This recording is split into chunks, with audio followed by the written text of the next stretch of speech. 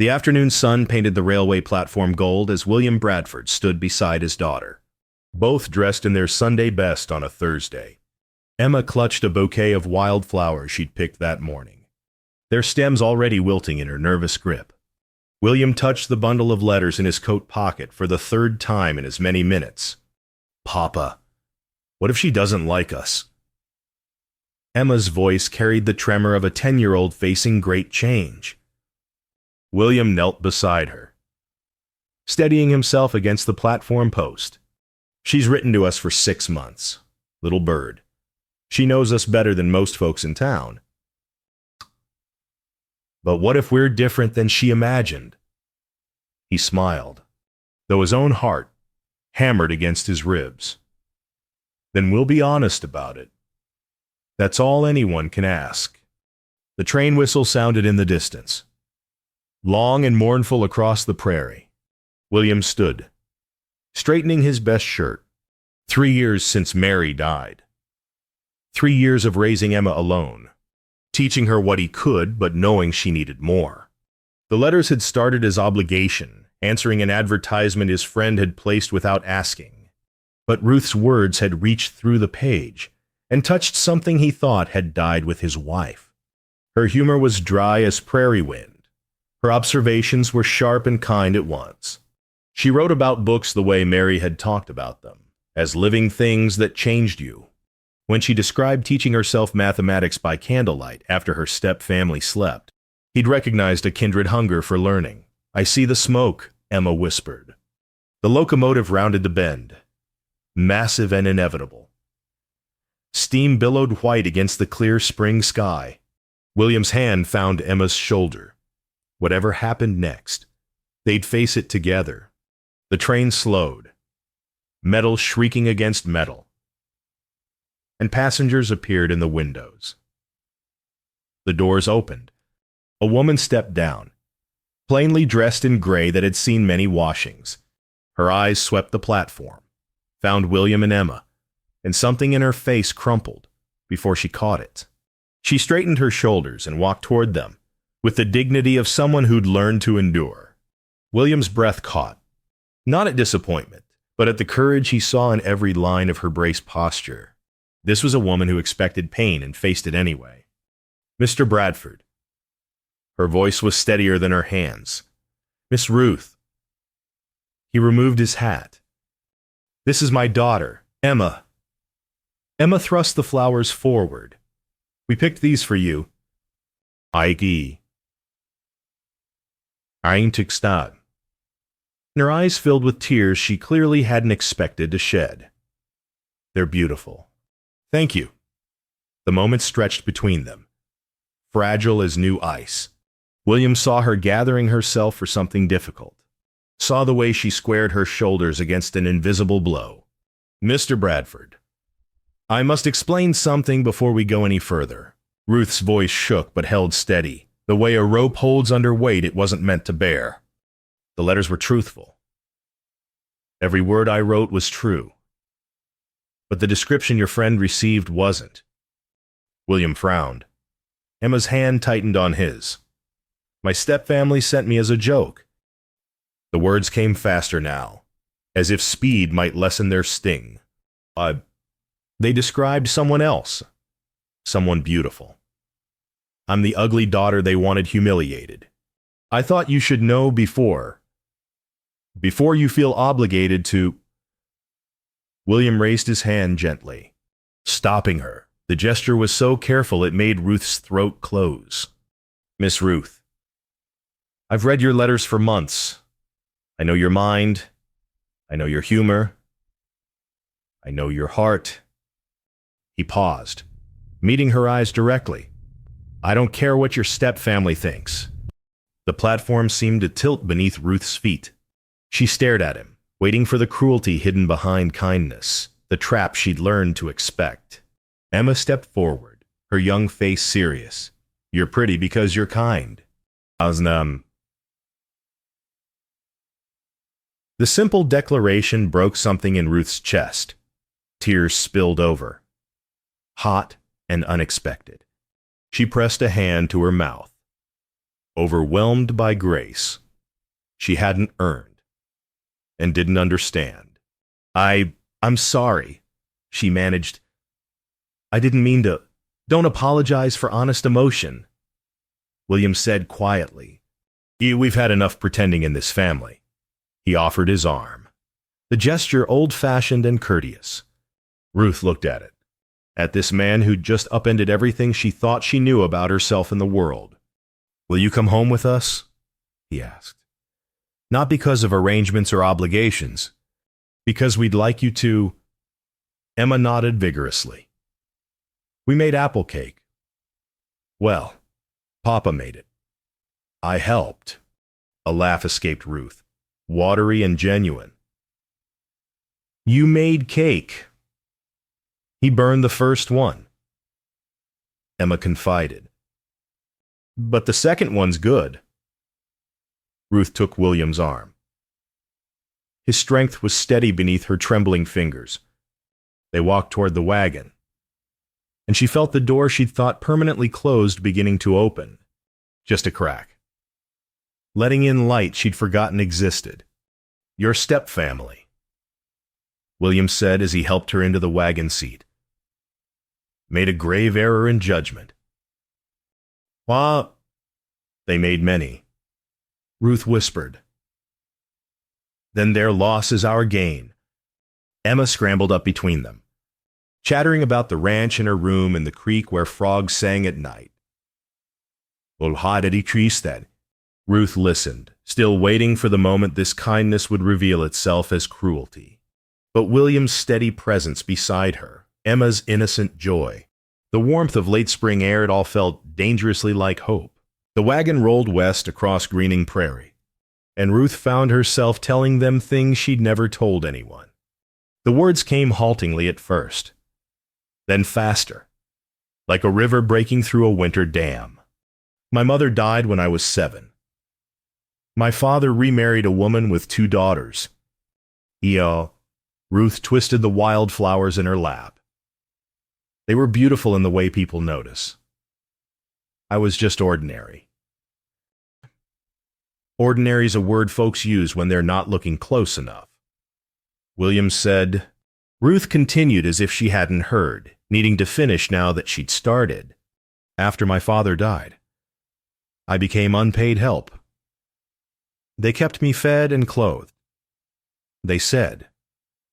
So I owed them labor. I taught myself to read better, to calculate. Anything to. She stopped. I answered your advertisement because I had nowhere else to go.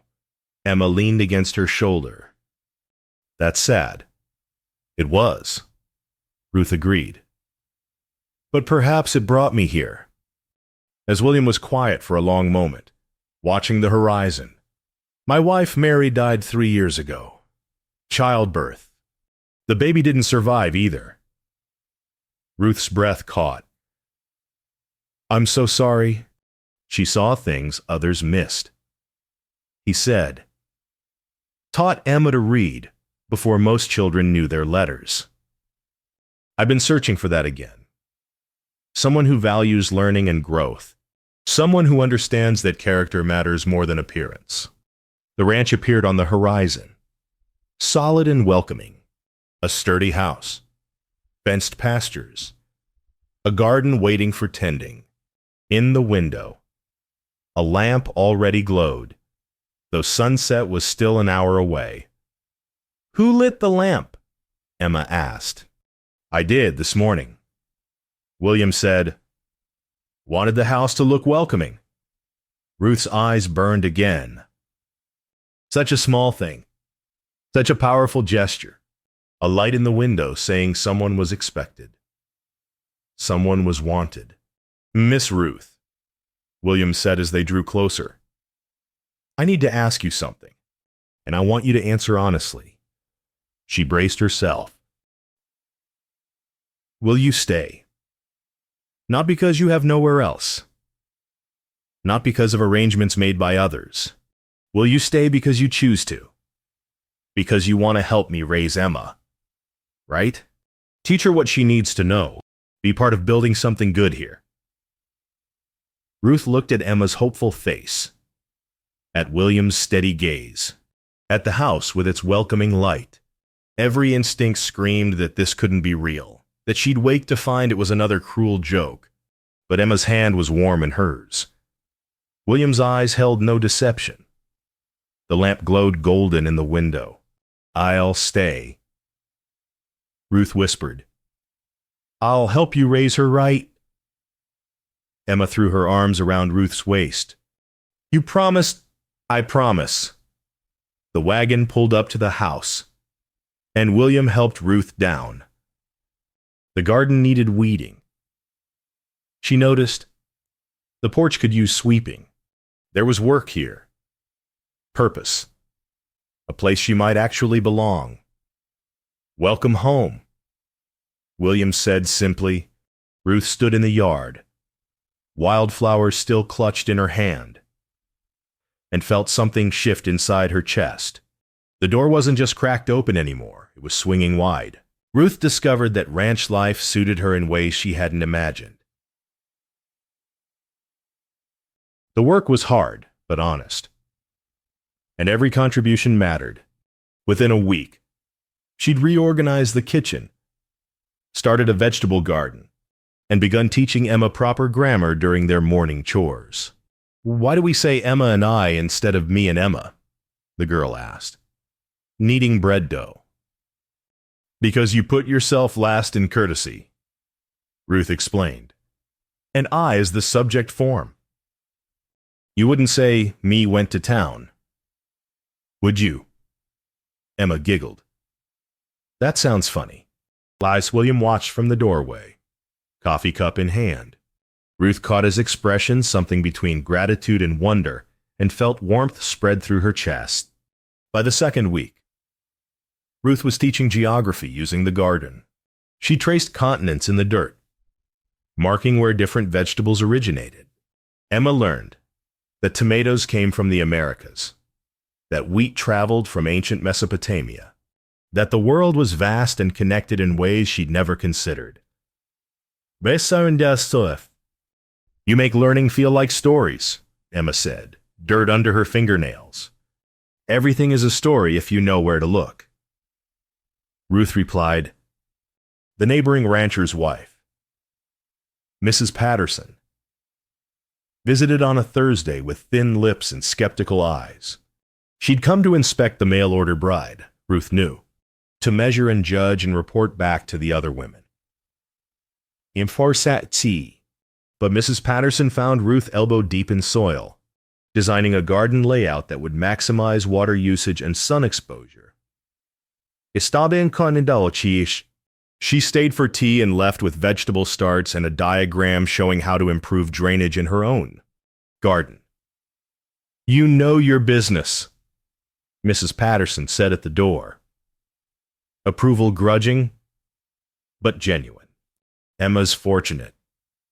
After she left, William laughed quietly. "You won her over. That's no small feat." "I just shared what I know," Ruth said. "Exactly." Ruth helped with ranch accounts, too. Her neat figures and practical suggestions revealing waste William hadn't noticed. They saved money on feed by adjusting purchase timing. She suggested renting out the south pasture to a neighbor whose herd had outgrown his land. "You've got a head for this," William said, reviewing her work. "My father taught me before he died. He said women should understand money as well as men." Smart man. At dinner that night, Emma asked Ruth to tell another story. Ruth chose the tale of the Odyssey, making Odysseus a cowboy trying to get home across the prairie. Emma listened wide-eyed, and when Ruth finished, the girl said, "Tell another tomorrow. Every night if you want," Ruth promised. After Emma went to bed, Ruth and William sat on the porch. Stars scattered across the sky like spilled salt. The prairie stretched dark and peaceful around them. "You're happy here," William observed, It wasn't quite a question. Ruth considered, I'm useful here. I'm valued. I'm... She paused, searching for words. I'm becoming someone I didn't know I could be. You were always that person, William said gently. You just needed space to show it. But even as contentment settled around her shoulders like a warm shawl, fear whispered in the back of Ruth's mind. This can't last. You're not enough. Eventually they'll see what your stepfamily saw. She pushed the thoughts away and focused on the stars, on the sound of Emma's soft breathing through the open window, on William's steady presence beside her. For now, this moment, she would let herself belong. The evening routine became Ruth's favorite time. After Emma slept, she and William would sit by the fire, mending tack or darning socks. The comfortable silence of people who'd learned to be at ease together. Tell me about your mother, William said one night, his needle threading through a bridle strap. Ruth's hand stilled on the shirt she was mending. No one had asked about her mother in years. She died when I was 7. Fever took her quick. What do you remember? Her hands. Ruth smiled at the memory. She had the gentlest hands. She taught me to read. Sitting by the fire just like this. She said books were windows to places we'd never go and minds we'd never meet. She sounds like Mary. William said quietly, Tell me about her. William set down his mending. Mary loved learning the way some folks love food or dancing. She'd get excited about a new idea and talk about it for days. When Emma was born, she insisted we read to the baby every night. Said it would make her smarter. His voice roughened. When she got pregnant the second time, she was so happy. Then Ruth waited, giving him space. The baby came wrong. He continued. Mary tried for 2 days. Neither of them made it. I was angry for a long time. Angry at God, at fate, at myself for not being able to stop it. How did you find your way back? Emma needed me. I couldn't stay angry and be her father, too. So I chose her. He looked at Ruth directly. I learned that love isn't about perfect circumstances. It's about choosing someone and building something good together. The fire crackled between them. Ruth felt the weight of his words settling into her bones. Ruth, William said, his voice low and serious. I need to tell you something. Her heart stuttered. Here it was. The moment he'd tell her this arrangement wasn't working, that she should leave. I've come to love you, he said, not from pity or gratitude. I love who you are, your mind, your kindness, the way you teach Emma, the way you see the world. I wanted you to know. Ruth's darning fell from her lap. You what? I love you, he repeated simply. I know it's only been 2 months. I know we agreed to take time. But I won't lie about what I feel. Après qui. Tears spilled down Ruth's cheeks. I love you too. I tried not to. Tried to protect myself. But I do. I love you and Emma both. William set aside his mending and crossed to her chair. He knelt beside it, taking her hands. Then we'll build this together, honestly and slowly, modeling for Emma what real partnership looks like. Ruth nodded, unable to speak past the tightness in her throat. No rush on marriage. William said, no pressure. We'll let this grow at its own pace. Thank you, Ruth whispered. He kissed her forehead, gentle as a blessing, then returned to his chair. They picked up their mending again. But everything had changed. The air felt charged with possibility. Ruth's hands shook slightly as she threaded her needle. "You're trembling," William observed. "I'm terrified," Ruth admitted. "I keep waiting for this to be taken away. Nothing worth having comes without fear," he said. "But I'm not going anywhere. Neither is Emma. This is real. Ruth, let yourself believe it." She tried. As the fire burned low and night deepened around them, she tried to believe that grace could be given freely, that love could recognize worth others missed, that she deserved the happiness blooming in her chest like spring wildflowers. The letter arrived on a Tuesday, forwarded from the town where Ruth had lived with her step-family. William brought it in from the postal rider, saw the return address, and handed it to Ruth without comment. She opened it at the kitchen table while Emma played outside. The words struck like fists. "Dear Ruth, we trust you've been sent back by now for your presumption. Did the rancher laugh when he saw you? Did he demand his money back? We told everyone here about our joke how we sent the ugly daughter west and described a beauty. They all think it's hilarious. Write and tell us how it ended. We could use the entertainment." Ruth's hands shook. The paper rattled. "Your loving family." The cruelty wasn't new, but it reached across all those miles to wrap around her throat. She'd been foolish to think distance would silence their voices. They lived in her head, whispering their poison. Ugly. Unworthy. Joke. William found her an hour later, still sitting at the table, the letter crumpled in her fist. Ruth. "They want to know if you've sent me back yet." She said dully, "If you laughed at the joke." He read the letter, his jaw tightening with each word. "This is cruelty for cruelty's sake." "Thus, they're not wrong, though." Ruth's voice came from somewhere distant. "I'm not what you should have. Eventually you'll see." "Stop." William's voice was firm. "I won't let their blindness become your truth." But the poison was already working through her veins. That night, Ruth lay awake, staring at the ceiling. Emma loved her now. But what about when she was older and noticed Ruth wasn't pretty like other mothers? William loved her now. But what about when the newness wore off and he saw her plainly every day the next morning? Mrs. Patterson stopped by with news. The town's school teacher was quitting, moving back east to care for her mother. "Families are desperate," Mrs. Patterson said. "Children running wild with no lessons. We wondered." She looked at Ruth hopefully. "Would you consider teaching your ranch as central? Children could gather here 3 days a week." Ruth's stomach clenched.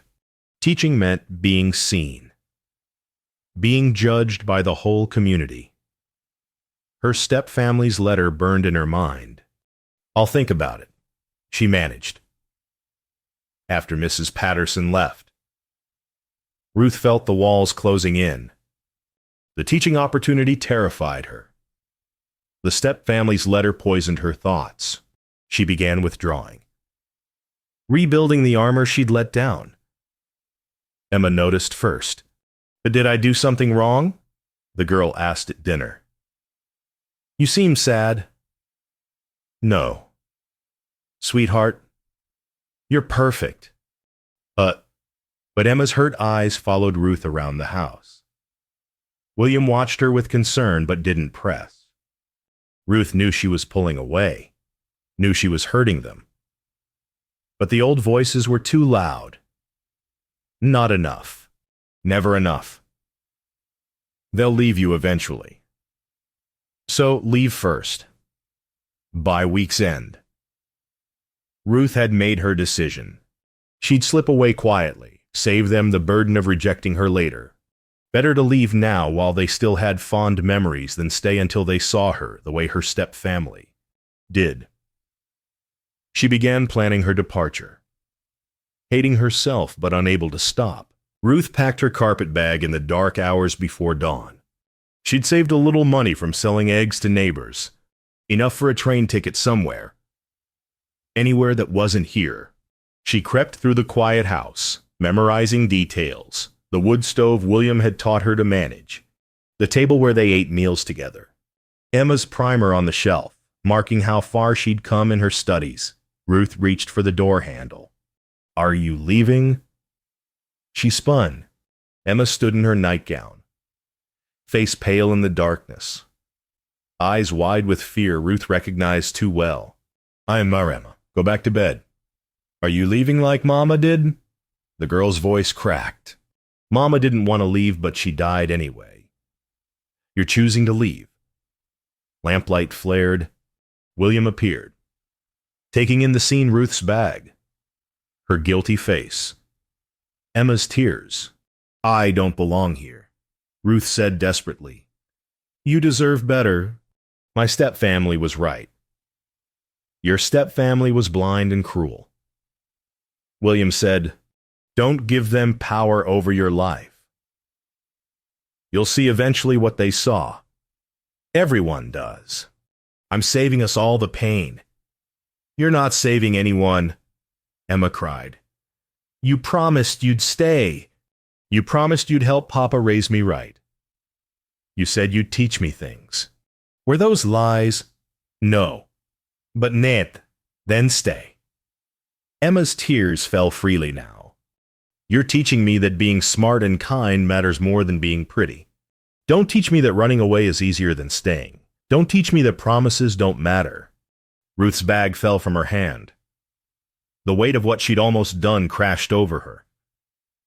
William crossed the room, not to block her path, but to stand close. Ruth, my late wife used to say the world is full of people who can't see past their own noses.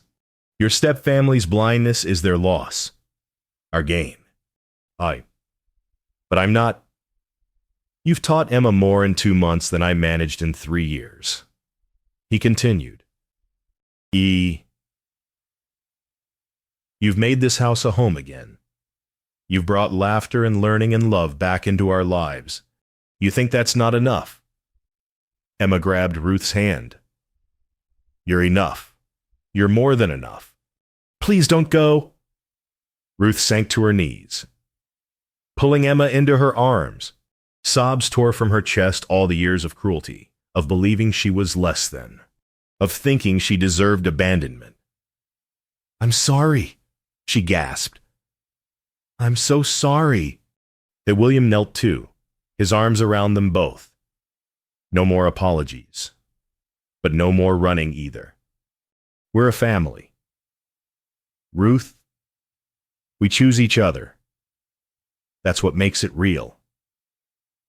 I'm scared, Ruth whispered. So am I. William admitted. Love is terrifying, but it's worth the fear. Emma pulled back, wiping her eyes.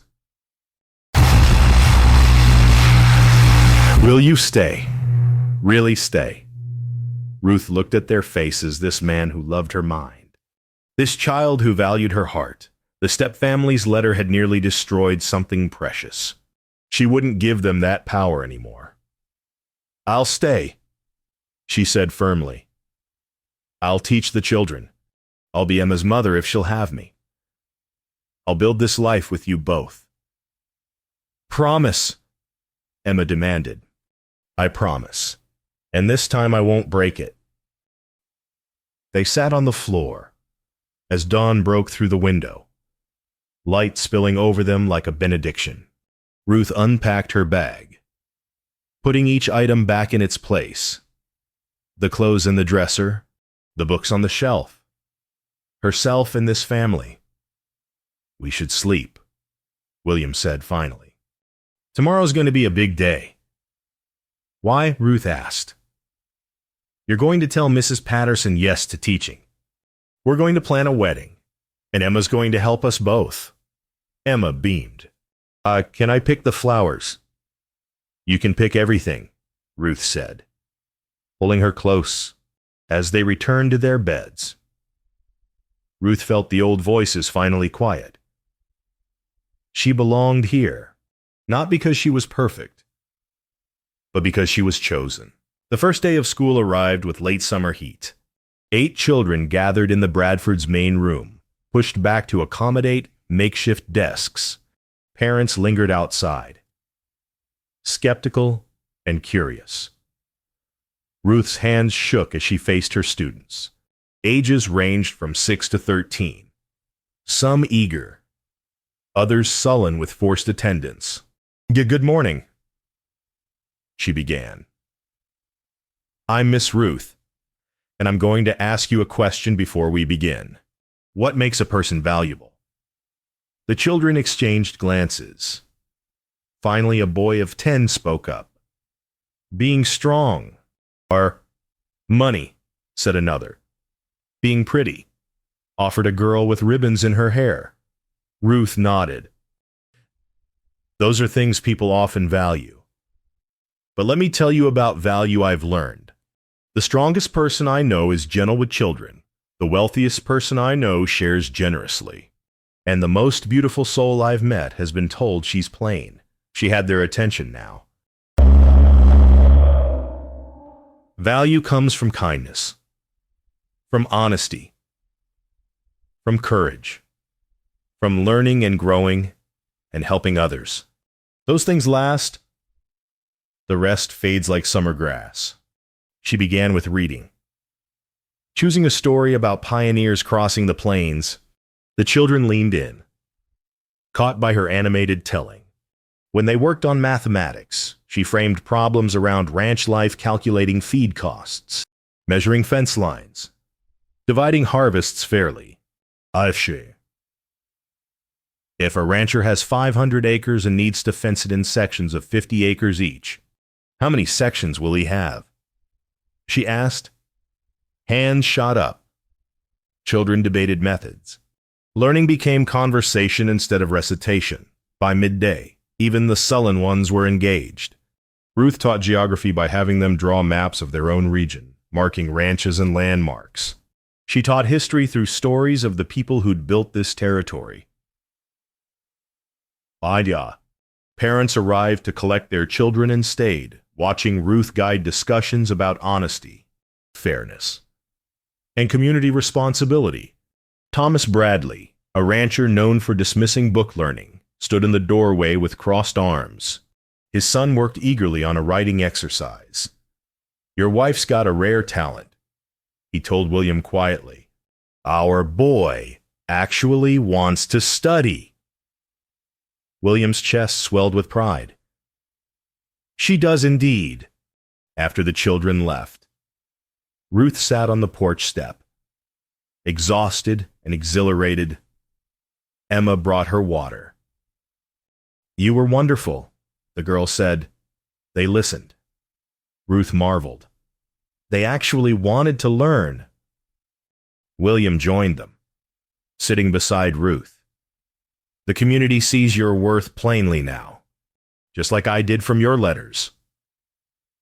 The stepfamily sent me as a joke, Ruth said softly, but the joke's on them.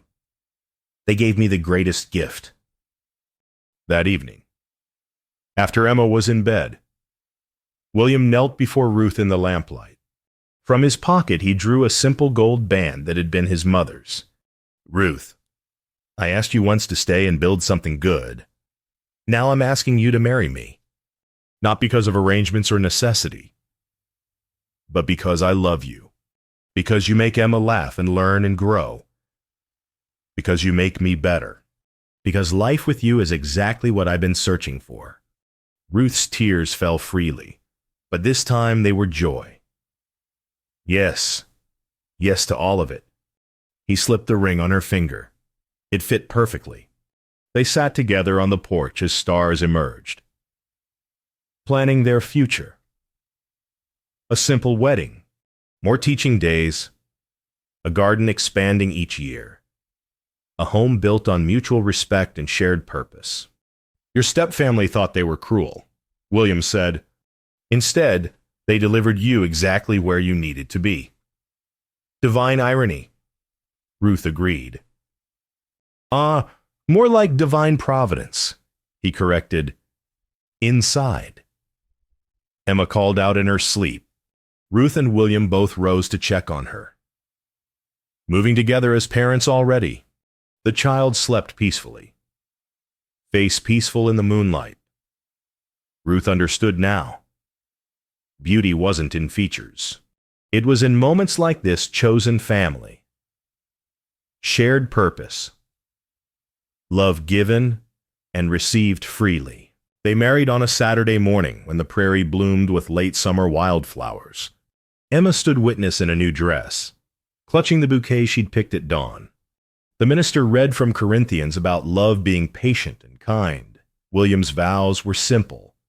I promise to value your mind as much as your heart, to stand beside you in all things, and to build a home where learning and kindness matter most. Ruth's voice trembled, but held, I promise to teach our daughter well, to be your true partner, and to remember that I'm not less than anyone. I'm exactly who I need to be. Emma cheered when they kissed. Mrs. Patterson dabbed her eyes. The small gathering of neighbors clapped with genuine warmth. The weeks that followed settled into comfortable rhythm. Ruth taught 3 days each week, her reputation growing as word spread about her methods. Children begged their parents to attend. Men I not thank to you. She taught reading through Western stories, mathematics through practical problems, history through the lives of real people who'd built the frontier. Grimai bon chan shop boy. Her garden flourished. Vegetables and flowers intermingled. She'd learned from her mother that beauty and utility could grow together. And the lesson had never been more true than here. Emma thrived academically. By fall, she was reading at twice her grade level and teaching basic letters to younger children. If she'd absorbed Ruth's lesson well. Character mattered more than appearance. Contribution more than compliance. William's ranch prospered too. Ruth's organizational skills and financial advice had streamlined operations. They worked as true partners, each contributing strengths, neither diminished by the other's success. One October afternoon, a letter arrived from Ruth's former home. She recognized one stepsister's handwriting. William watched her face as she read. It's an apology, Ruth said slowly.